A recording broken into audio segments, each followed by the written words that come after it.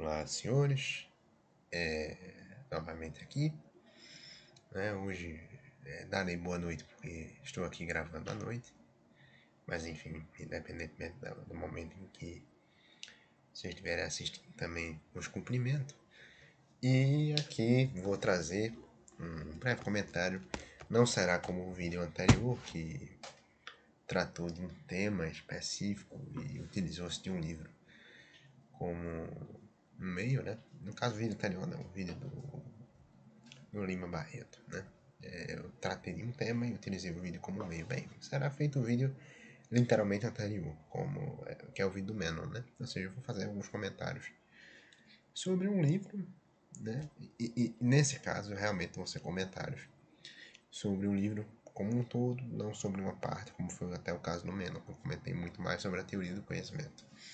Não terá uma grande extensão, até porque meus comentários não são muito grandes. Não porque o livro é bom, mas porque entendi eu que o livro ele não traz uma grande mensagem, um grande entendimento, mas ele é um livro tranquilo, ele é um livro gostoso de se ler, um livro que traz um outro ensinamento, quer dizer, uma frase de efeito, né, algum momento ou outro, mas que não é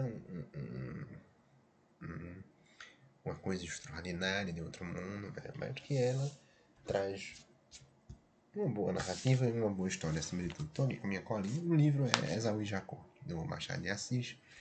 A minha edição é essa aqui, todos os romances e contos consagrados de Machado de Assis. É o primeiro livro, é o terceiro volume aqui. Normalmente ela vem em box, então, bem, se você comprou ela, você tem os 3 volumes. Esse aqui é o terceiro volume. O Esaú e Jacó é o primeiro romance do terceiro volume. Bem, então,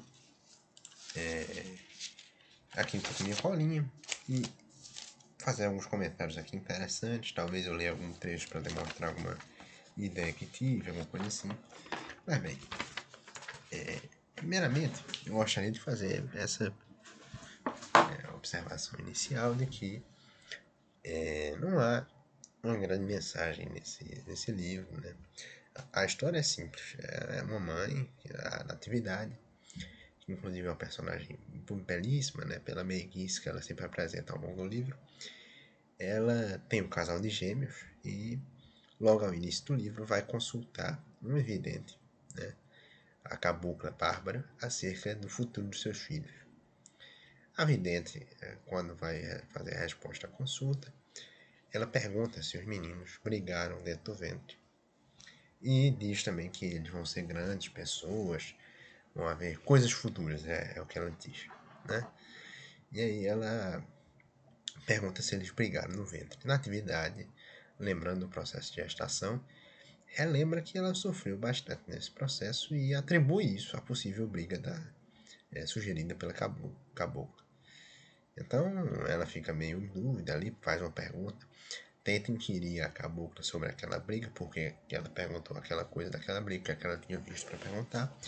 Fica por isso mesmo e começa a narrativa entre Pedro e Paulo. São os irmãos gêmeos que nasceram na atividade. E que o livro ele se trata, na verdade, da vida desses irmãos, que é marcada por um contexto de constante disputa. Seja na política, que é uma das áreas em que eles mais disputam, seja no amor, a mãe ou a uma namorada que eles têm em comum, né? No meio, enfim, boa parte do livro ela morre ao final, mas bem, também é alvo de disputa. E primeiro é uma coisa que eu queria comentar, né? E lendo outros autores, como o José Lins do Rego e o Graciliano Ramos, que são 2 autores que eu tenho alguma leitura, alguma mesmo, não é muita coisa, não, pouquíssima coisa, mas enfim, tenho alguma leitura.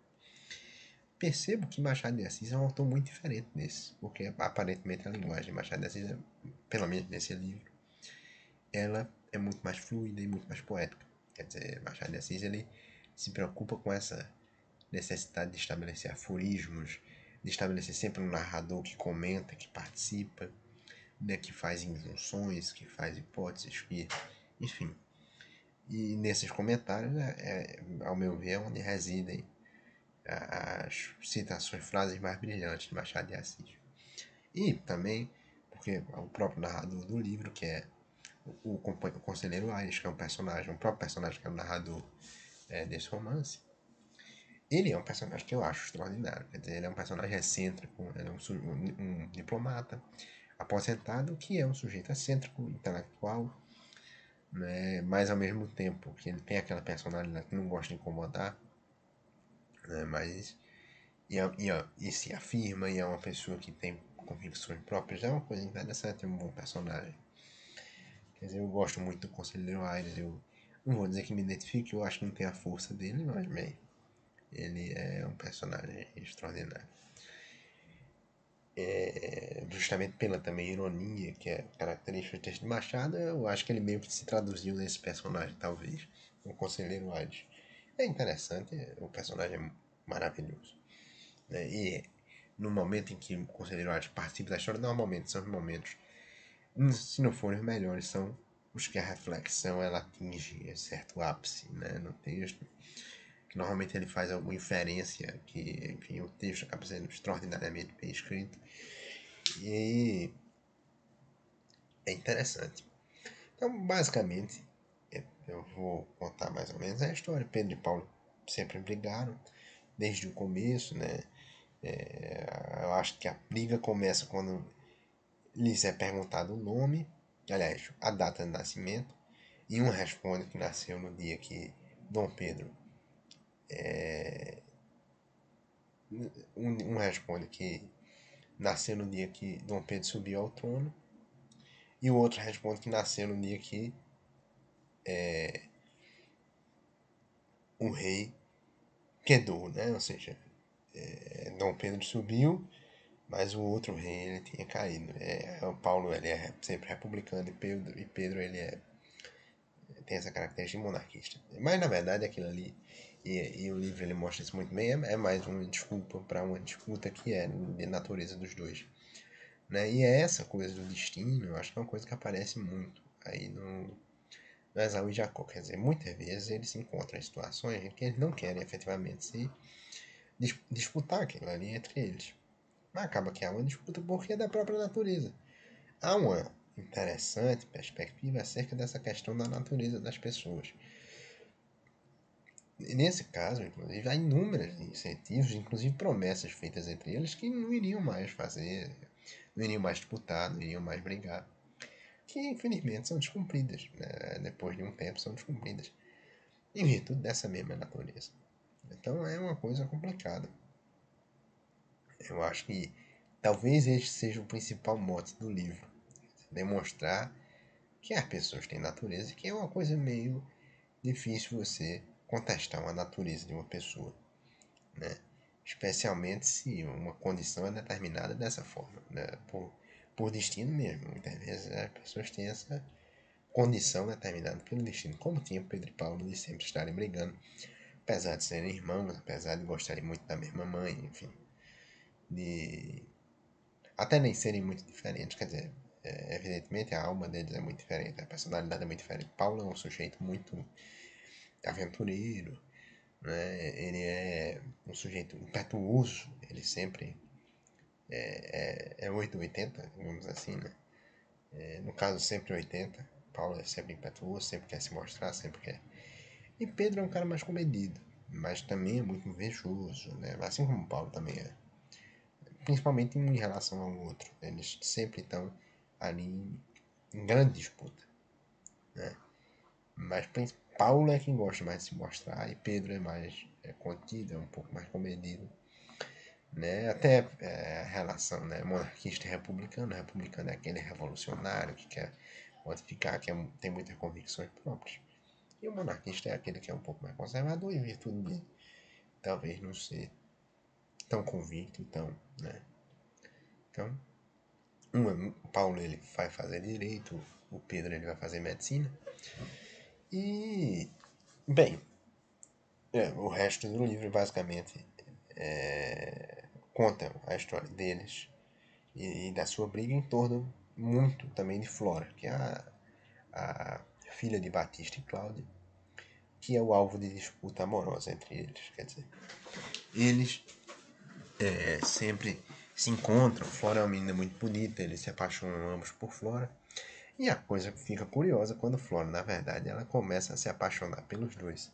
Inclusive, há uma parte muito bonita do livro em que Machado de Assis, supõe que a leitura, principalmente, é interessante essa coisa de novo, na leitura, especialmente mulher, entender que Flora, na verdade, era uma namoradeira. E ele fala que, na verdade, ela não era.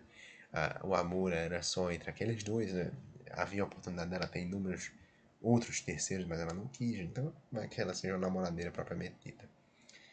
Mas ela tinha uma paixão imensa pelos dois. E não era possível negar isso. E isso foi um grande problema para Flora.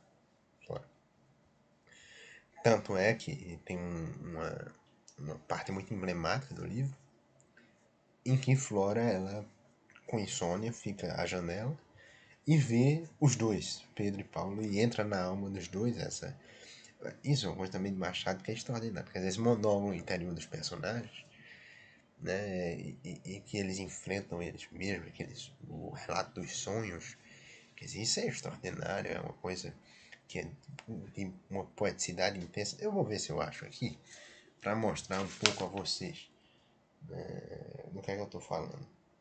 Eu não, pronto. Eu já achei aqui. Vou pegar aqui 156. É uma parte extraordinária pela força poética que tem, eu acredito. Principalmente algumas citações, eu vou ler aqui. Eu acho que esse vídeo vai ser um pouco mais chato, porque eu vou estar. Acho que eu vou ler e comentar assim por cima. Acho que vai ser um vídeo mais para quem já leu o livro, né, do que os outros, que normalmente eu faço uma teorização, principalmente porque o livro ele é um livro bom, é um livro relaxante, mas eu acredito que ele não tem uma grande mensagem final. A não ser essa coisa do destino, né, que talvez seja uma coisa interessante. É um problema interessante a nível filosófico, mas que a nível literário também não é questionado aqui no livro. Na verdade, ele é afirmado, ele não é questionado. Então, basicamente, a narração é que Flora estava em São Clemente, que era onde ele morava, e estava com insônia. E aí começa, é extraordinário aí, né? Há muito remédio contra a insônia. O mais vulgar é contar de 1 até 1000, 2000, 3000 ou mais, se a insônia não ceder logo. É remédio que ainda não fez dormir ninguém, ao que parece, mas não importa. Até agora, todas as aplicações eficazes contra a tísica vão de par com a noção de que a tísica é incurável. Convém que os homens afirmem o que não sabem, e por ofício o contrário do que sabem. Assim se forma essa outra incurável, a esperança. Para extraordinário, né? Muito bonito. Machado de Assis ele sempre tem essa conversa consigo mesmo, que é interessante, essa hipótese que ele contradiz, que ele. E aí, Flora, incurável também, lá, vai para uma perspectiva do conselheiro Aires. Mas vamos especialmente para o relato dos sonhos, né? Ó, agora pensando em Paulo, queria saber por que não escolher para noivo. Tinha uma qualidade a mais, a nota aventurosa do caráter, e essa feição não lhe desprazia. Isso falando da perspectiva de Flora. Inexplicável ou não, deixava-se levar pelos ímpetos do rapaz, que queria trocar o mundo e o tempo por outros mais puros e felizes. Aquela cabeça apenas masculina era destinada a mudar a marcha do sol, que andava errado. A lua também. A lua pedia um contato mais frequente com os homens, menos quartos, não descendo o minguante da metade. Visível todas as noites, sem que isso acarretasse a decadência das estrelas, continuaria modestamente o ofício do sol e faria sonhar os olhos insondes por se alcançados de dormir. Tudo isso cumpriria a alma de Paulo, faminta de perfeição. Era um bom marido, em suma. Flora cerrou as pálpebras para vê-lo melhor e achou-o aos seus pés, com as mãos delas entre as suas, risonho e estático. Veja, isso é como que uma narração de um delírio. Um sonho barra delírio. Na verdade, ela estava sonhando acordada. E esse relato de ela com o contato é um relato interessante. Inclinou-se para vê-lo mais de perto e não perdeu tempo na intenção. Visto assim, era mais belo do que simplesmente conversando das coisas vulgares e passageiras. Enfiou os olhos nos olhos e achou-se dentro da alma do rapaz. O que viu lá não soube dizê-lo bem. Foi tudo tão novo e radiante que a própria retina da moça não podia fitar nada sem segurança nem continuidade. As ideias faiscavam como saindo de um fogareiro à força de abano. As sensações batiam-se em duelos. As reminiscências subiam frescas, algumas saudades e ambições principalmente. Umas ambições de asas largas, que faziam o vento só com agitá-las. Sobre toda essa mescla e confusão chovia ternura, muita ternura. Então essa narrativa da alma é interessantíssima. Depois ela fala até de Pedro também, né?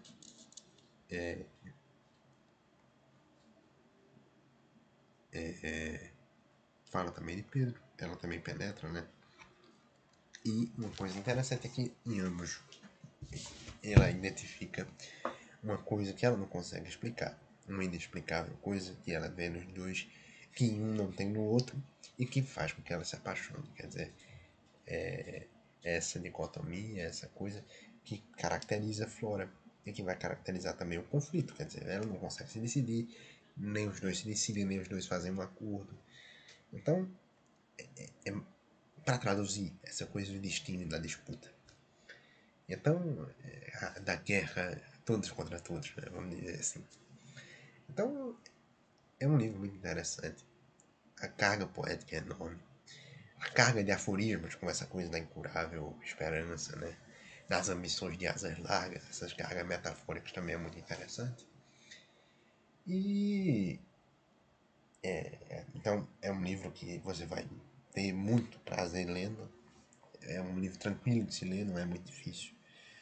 E eu acho que ele é caracterizado por essa mesma narrativa fácil, tranquila e principalmente, né, poética, que vai trazer ironias, que vai trazer comentários, que vai fazer hipóteses interessantes, vai trazer belos personagens como o Conselheiro Aires, que é Flora, a própria Flora é um personagem extraordinário, quer dizer, uma menina que enfrenta diversos problemas psicológicos, né, nesse processo de decisão e que se apaixona pelos dois e que ela é plenamente sincera na paixão entre os dois.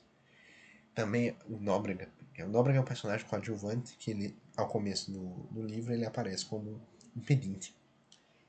Em nome da igreja, ele pede para a igreja e rouba a nota que eles dão da igreja. E aí, lógico, o comentário que o Machado de Assis faz uma ironia mordacíssima de que ele seria, né? Não, eu estou fazendo isso para missa das almas, mas na verdade eu sou alma também, eu estou sem dinheiro, então eu mereço essa nota. Essa, esse traço de brincadeira é uma coisa interessante. Machado de Assis que eu acho que talvez isso traduza a especificidade de Machado e a sua grandeza, né? De trazer um texto irônico, que tem essa coisa de engraçado e essa coisa de que torna a leitura mais tranquila e menos parada, né? Ela é um texto extremamente dinâmico que você lê numa tarde. Não li numa tarde porque, enfim, eu tenho inúmeras coisas na faculdade para fazer e o tempo não dá para você gastar numa tarde toda lendo. Eu só também devagar para ler, então não consegui ler numa tarde. Mas é um livro que dá para você ler numa tarde tão dinâmico, de tão leve que é a narrativa, leve por causa da ironia. E não que não haja conteúdo para extrair dele. Quer dizer, há inúmeras citações interessantíssimas que anotei aqui para depois consultar e que vão levar aí reflexões grandes. Mas essa coisa da incurável esperança foi uma coisa que eu gostei muito de ter lido, né? E vez ou outra uma coisa sobre flora, uma coisa sobre natividade, né? O Conselheiro Aires, quando falava, ele sempre era um sujeito interessante. E, quer dizer, esse traço da ironia, esse traço da poeticidade, que também vem junto com a ironia. E essa participação no narrador. Quer dizer, que muitas vezes, inclusive, faz capítulos só para participar. Que, inclusive, são capítulos belos, que normalmente ele comenta alguma coisa do texto, ele diz que, ou então às vezes ele participa da própria feitura do texto. Tem um capítulo chamado Penúltimo, que é realmente o penúltimo capítulo. Que é basicamente para ele dizer que é o penúltimo capítulo, que enfim, também um mecanismo de ironia. Quer dizer, isso é uma. Acaba que fica um texto que fica extraordinário. É uma grande criação literária. E pode não ser efetivamente um texto que traga uma grande experiência de vida e um grande ensinamento. Talvez não traga, ou seja, um livro que fale mais dessa dinâmica do destino, dessa dinâmica dos conflitos, mas inevitavelmente é uma grande experiência estética e por isso acho que vale a pena ler. Mas o comentário foi um breve comentário realmente. Bem, eu acho que o vídeo ele vai ficar mais por aqui. Recomendo muito a leitura desse livro. Acho que a tradução do conflito, né, dessa destinação para o conflito, que sempre vai e volta, né, a narração dos dilemas psicológicos de Flora também é muito interessante. A criação do personagem do Conselheiro Aires também é extraordinária. Tem um livro próprio dele, que é o Memorial, que vai ser o próximo que eu vou ler. Então, acho que por isso vale muito a pena ler. Também a diferença entre o pai dos meninos, que era um comerciante, e o Conselheiro Aires, e os meninos que são mais intelectualizados dessa vida do comerciante, despreocupada com as dimensões fundamentais da vida. Também é outra coisa interessante. Então, acho que tem muita coisa para analisar e acho que tem muita coisa a se extrair. Então, recomendo a leitura e, enfim, fica a minha crítica no bom sentido. Aí, para vocês, um abraço e até mais.